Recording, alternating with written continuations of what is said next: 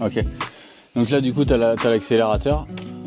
Donc là du coup on aspire l'accélérateur, il y a une soupape de sécurité qui est ici, elle qui va recracher au cas où. Après on a le vase d'expansion de la pompe à chaleur qui est là.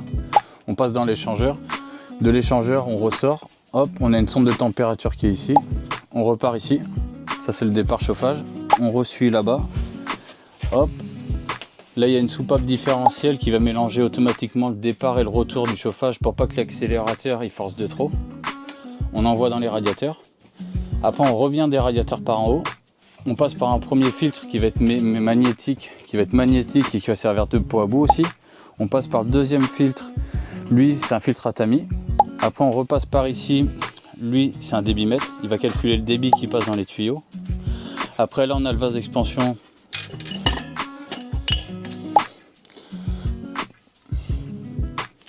On passe par la bouteille là elle va jouer aussi de pot à bout. Toute la boue va se déposer et nous on va reprendre que le dessus, c'est pour avoir un bon débit. Et après on revient dans la pompe à chaleur. Ici on a le disconnecteur avec les deux vannes pour pas mélanger l'eau du chauffage avec l'eau sanitaire. Et après toutes les soupapes, tous les éléments de sécurité sont raccordés. Après ici on a mis aussi un chauffe-eau thermodynamique.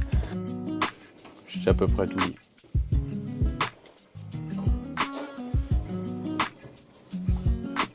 Une maison plus économe, c'est possible. Une maison plus durable, c'est maintenant. Allez, à bientôt pour de nouvelles vidéos.